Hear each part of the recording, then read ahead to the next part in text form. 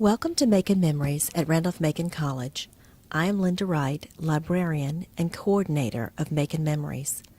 This is the Macon Memories Special Project, September 11th. The following recordings are made in commemoration of the 10th anniversary of the events of September 11th, 2001. They are recorded by faculty, staff, and students at Randolph-Macon College from September 8th through September 16th, 2011. This is Roger Martin relating what happened on 9/11 at Randolph-Macon College in the president's office. As always, I was in the office early in the morning, and when I came out of my office, I noticed that Elaine Duplessis, my assistant, was listening to the radio.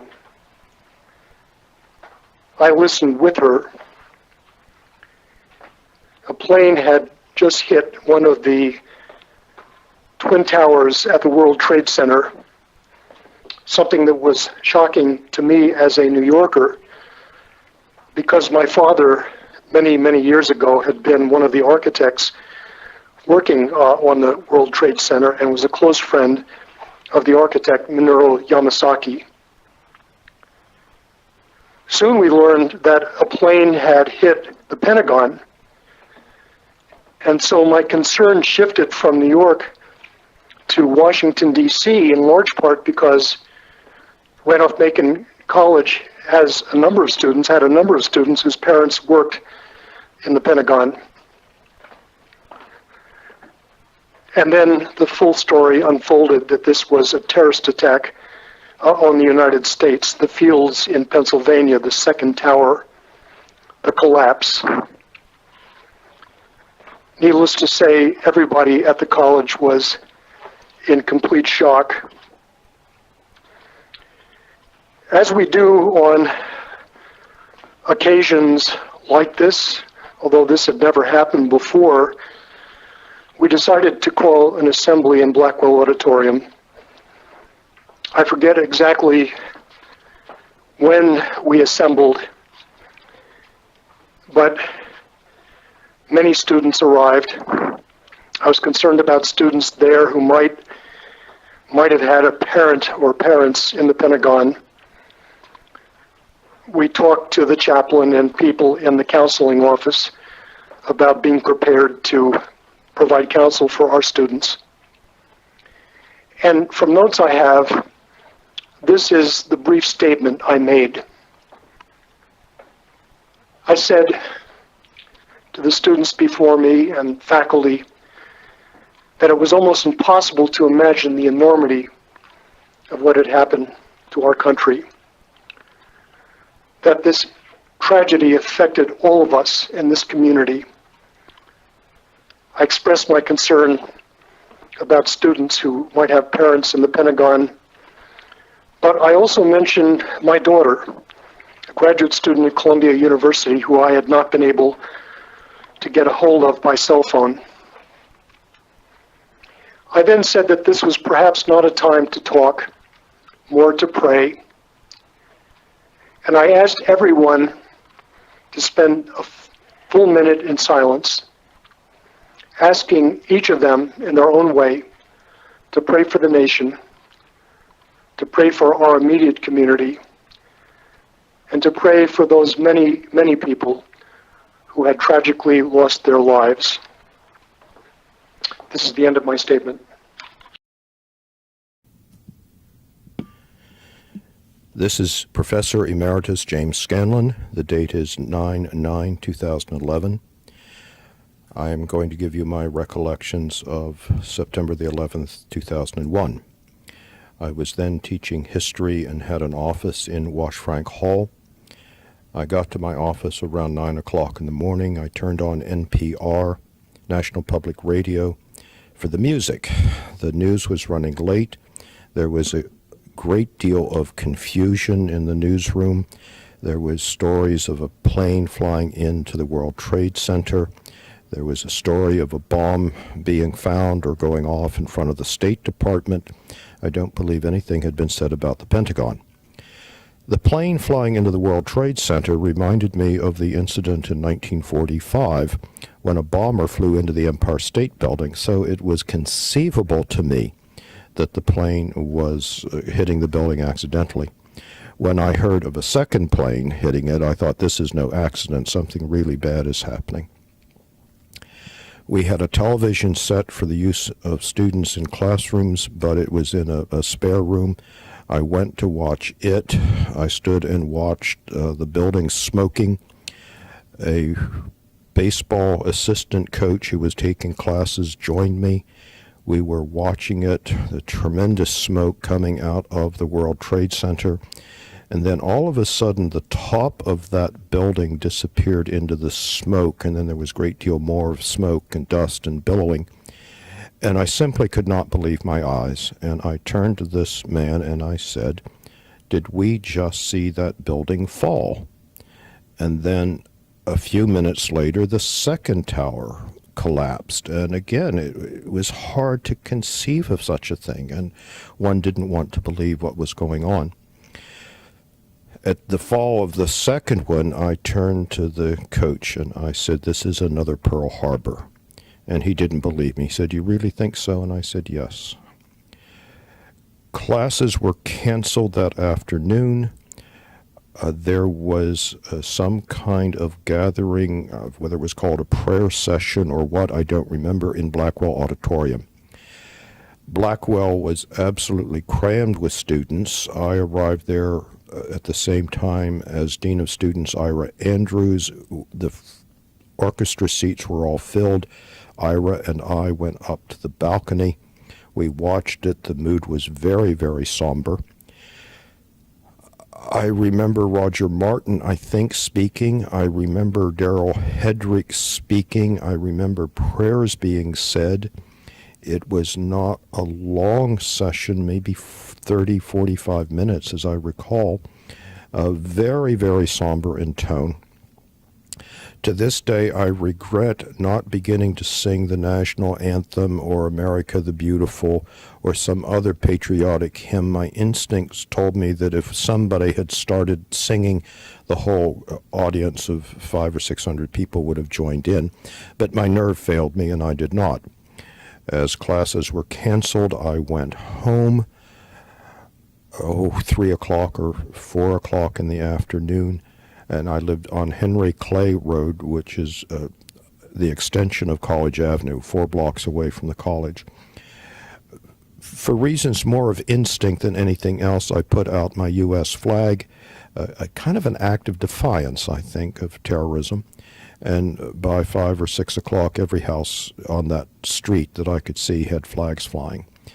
It was a day like the day of the assassination of John F. Kennedy, where I could remember it in great detail, and everyone who was an adult on those days can tell you where they were and what they did. And I hope for the future that nobody ever has to live through either such days again.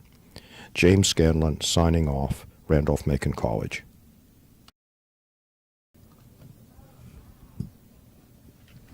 My name is Edward Gilkey. I am a 1972 Randolph-Macon graduate. I am now employed by the Campus Safety Department. And on September 11th, 2001, I was teaching high school history at Patrick Henry High School in Ashland. And shortly after the first plane hit the tower, one of my students came back from guidance and asked me, did I know or hear about the plane that ran into the building. Her name was Paula White. I said, Paula, I hadn't heard anything about that, but since we had televisions in the room, I was able to turn it on, and turned it on just in time to see the second plane hit the building. Again, Ed Gilkey, we had just heard that the first plane had hit the building. We turned on the TV and were able to see the second plane hit the building.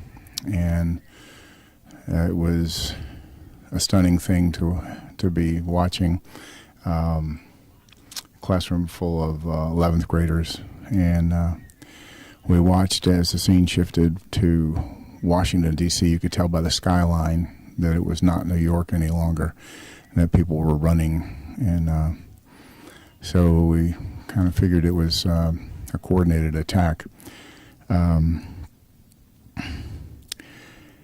We continued to watch, and I don't believe anybody changed classes. I think we continued to just watch. We were admonished not to let the students see what was going on, but we all watched. And so we continued to just take it in. As soon as possible, we all made sure that our respective families were safe, family members were safe, tried to contact everybody. I know that it was a stunning thing in the days following to not hear any planes in the skies, and never thought that would happen in the United States. It was just a very surreal time, and it made you just kind of make sure everything was safe at home, and then pray for those that were responding, and of course those who had died. Our community, our church, had a scheduled service on that Sunday that followed. We had quite a time of sharing of experiences. One of our members was talking to somebody on the 87th floor of one of the buildings as it was hit, and did not know, and I do not to this day know whether that person died.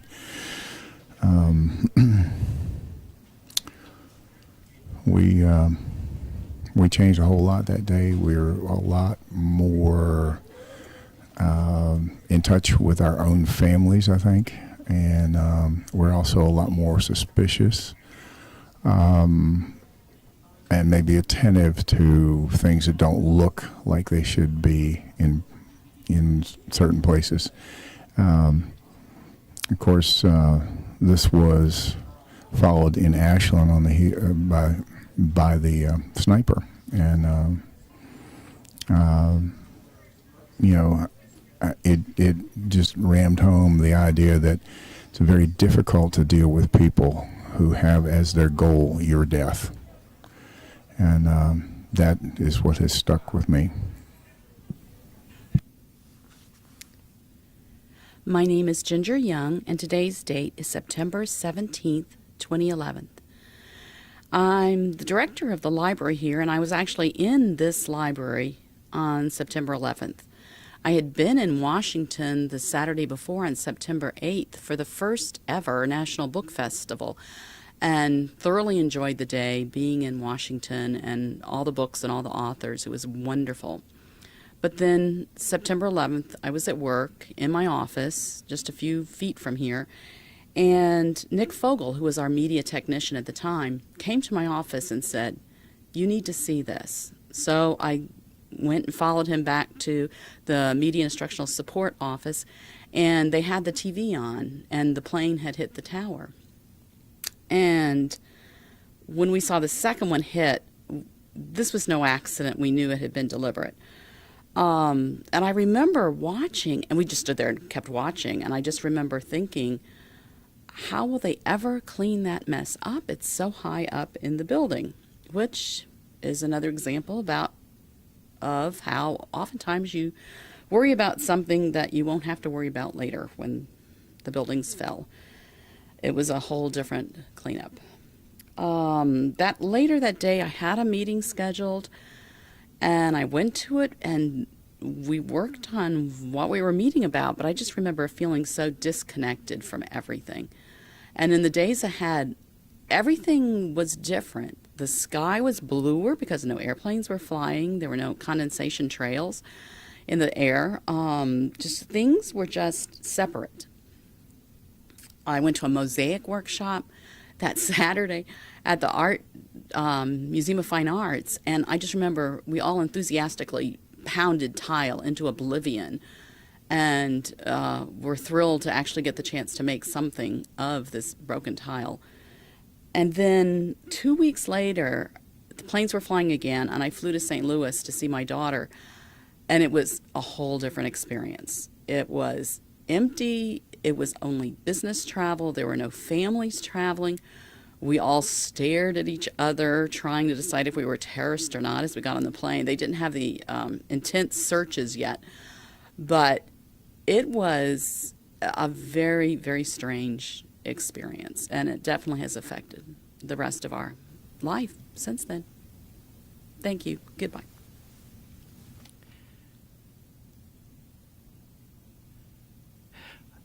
My name is Daryl Hedrick, and today is September the 16th, 2011. On Tuesday, September the 11th, 2001, it was a picture-perfect September morning that everyone talks about, with lower temperatures, no humidity, a cloudless blue sky, and brilliant sunshine.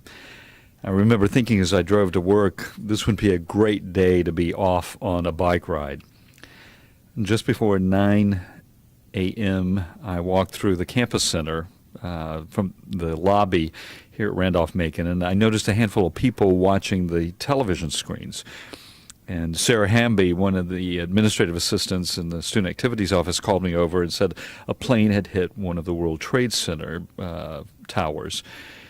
And we stood, a small group of us, watching billowing smoke pour out of the high floors of that tower. And at that point, the reporters assumed that a traffic helicopter or a small commuter plane had crashed into the building. A few minutes later, as we watched in horror as another plane crashed into the second tower with a huge fireball upon impact, we knew it was not an accident, that this was deliberate. This was a planned terrorist attack. And as that dawned on us, a number of us gathered over in former Dean of the college, Ira Andrews' office. And I remember it included Associate Dean Catherine Hall and others. And as we talked, there, to our utter disbelief, one of the towers came crashing down in a huge cloud of smoke. And then a short time later, the second tower came down. And we were just astounded by all of that. 210 stories of concrete, steel, glass, and people came crashing down. And then other events started to be reported. The Pentagon, the command center for the Department of Defense, had been struck by an airliner. And a fourth plane was reported hijacked and perhaps headed for the White House or the Capitol building. And then news that all government buildings and high-rises in cities across the country were being evacuated. All flights to the United States were being diverted or turned back. And then all flights in the continental U.S. were canceled. No planes allowed to fly, but military planes. And then live news coverage showed all of lower Manhattan covered in billowing smoke, thousands of people fleeing for their lives. It looked like the end of the world. I'll never forget that, and none of us knew what was going to happen next. And there we were, 1,100 students, 300 faculty and staff, 80 miles from the Pentagon. What were we to do? Former president of the college, Rusty Martin, joined our ad hoc group in Dean Andrews' office, and his decision was made to call the campus together for a meeting in Blackwell Auditorium. We didn't know what else to do, but we wanted us all to come together. Classes were canceled, email announcements were sent, the college's bells were rung, and hundreds of shocked, frightened people packed into the auditorium. It was a quickly called gathering. We had but minutes to prepare comments. 4 of us spoke: Dean Andrews, Dr. Marianne Pugh, the director of the Counseling Center, President Martin, who very personally spoke of his concern for his daughter, a university student in New York City, whom he had been unable to contact, and then myself. After I'd made some comments and led the gathering in prayer, I asked if anyone in the audience wanted to say something. And that is when the most memorable words were spoken. One of our students, sitting near the front, stood up and said, "This may seem trite, but America is under attack, and I want us to do something together as Americans. Can we recite the Pledge of Allegiance together?" And without hesitation, the Randolph-Macon community rose to its feet, and with tears streaming down our cheeks, together we recited the simple words of the pledge. And never had that pledge felt more powerful, nor were the words spoken with more feeling than then for me. In honor and memory of those who had died, we said it, in pride of who we were, and in coming together at that moment. It'll be something I never forget. And in fact, every time I've thought about the events of 9/11, that experience in the auditorium, surrounded by our Randolph-Macon community, we stood together and we felt united.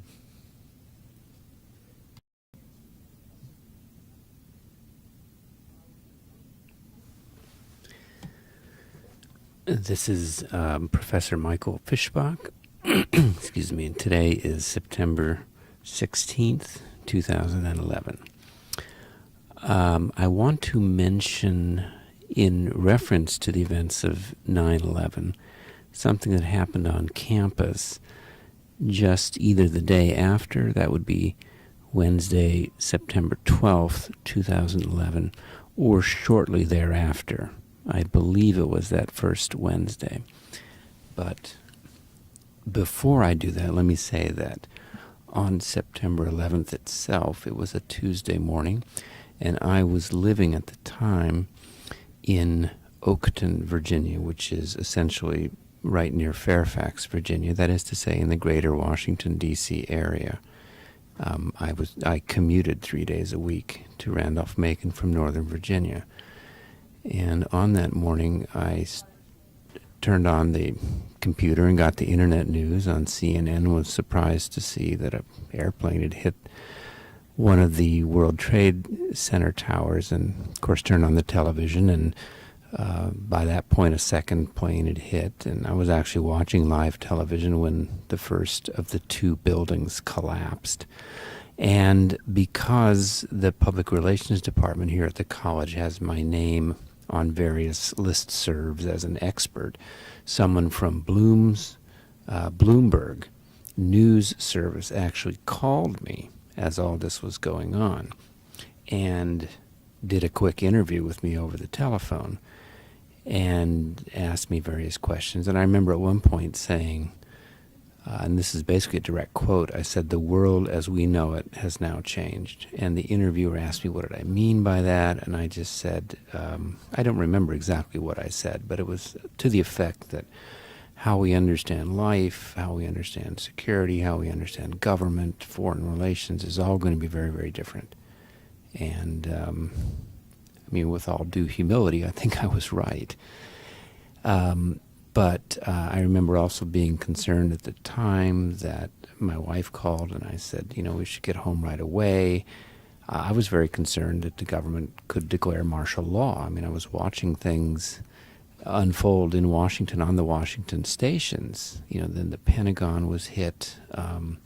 My daughter lived overseas in the Middle East, and my ex-wife called from there and said, we just heard that something happened in Pennsylvania. That was before it was even on the American news, so I knew something else was going on, and where I was living was not that far from the CIA headquarters. And I remember thinking, well, gee, if a plane tries to hit the CIA and it misses or is shot down or something, it could crash on my head.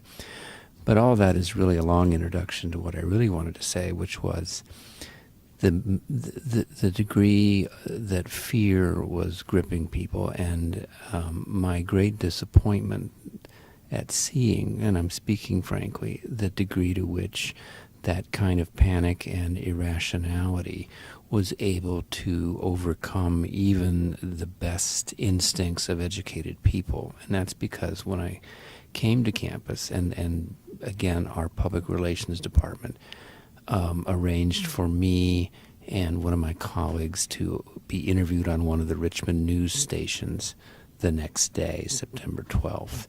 And it was either that day or perhaps that next Friday that I was having a discussion not far from where I'm sitting right now, right out front of Randolph-Macon's library, with a colleague of mine. And in one of the humanities departments, someone I knew at least fairly well, educated, PhD, had actually spent time in the Arab world, spent time abroad, spoke at least one foreign language fluently. I mean, someone who clearly was open-minded, broad-minded, progressive view of the world. And yet I was amazed when we were talking, and I was trying to explain to this person why I felt that the United States had been a target of these attacks, to have this person suddenly say, well, are you defending the terrorists? And I was mortified. I was so taken aback. I said, well, of course not. I'm just trying to explain why I think this has happened. Our national leaders are telling us this happened because these people hated democracy, and there are obviously plenty of democracies in the world they could have attacked. Why us? We're being told they don't like our way of life. We're being told all these imbecilic reasons, and as scholars, and personally as a scholar of modern Middle Eastern history, I feel an obligation. I would hope all of us as professors would have an obligation to analyze things and look critically and seriously at what has happened. And I was really astounded that even here among my colleagues, the degree of anger and fear and hatred had so overwhelmed the American public after 9/11 that even otherwise level-headed academics were not only not willing to ask the difficult questions of why this had happened to us, but were so quick to turn on people like me who were trying to explain why it happened and accusing me of being some kind of terrorist sympathizer. So there were certainly many memories I had of 9/11, and again, I was actually living and was physically present in the Washington area that morning it happened, but I think my biggest memory was my disappointment in the degree to which even my professional colleagues here at Randolph-Macon had been caught up in this hysteria and were willing to suspend critical judgment. And I think 10 years later, I think our nation has not actually moved far from that, unfortunately. My name is Professor Elsa Q. Falls, and the date of today is September 15th, 2011. On September 11th, 2001, I was leaving a medical building on Parham Road where I had just gone to have a mammogram. I turned my car towards Randolph-Macon. I was listening to the car radio, as I often did. I was by myself, and what I heard then was that a plane had flown into one of the World Trade Center towers. My reaction was that, oh my goodness, I wonder if it was a small plane, and I wonder, it must have been an accident. Before I got to Randolph-Macon, I heard that a second plane had flown into into a World Trade Center tower, and it came to me that perhaps it was not an accident after all, and how in the world had that happened, and who had done such a horrible, horrible thing. I had a class that morning at Randolph-Macon, and I went ahead and held the class. At the beginning of class, I made a few remarks about what had happened, the horror of it all, and then we had a moment of silence in memory of the people who had lost their lives in that attack.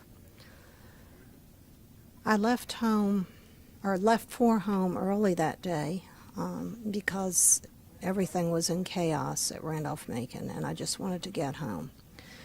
My husband worked for Morgan Stanley, as he still does, and he had hundreds of fellow employees who worked in the World Trade Center. Don came home from work that day, and he turned on the TV, and honestly, he didn't leave that seat for the next 2 days, except to eat and to sleep and to use the bathroom. He was in suspended animation, I would say, and just horrified by what had happened. He was very glad when he heard that most of the employees of Morgan Stanley had actually gotten out of the building with their lives due to the efforts of one of the employees who went from floor to floor and told everybody to get out, even when the word from authorities was that everything was just fine and to just go on back and return to your work. This gentleman still said, "No, don't do that. Go ahead and start walking down. Get out of this place." Because of that, there were just a small number of Morgan Stanley employees who lost their lives that day, including the gentleman who went from floor to floor trying to get everybody to leave. I would say that in the days immediately following September 11th, that everybody was kind of in a panic mode, kind of frightened of what was going to happen next, kind of unsure how such a thing could have happened. And we relived again and again the horror of it all.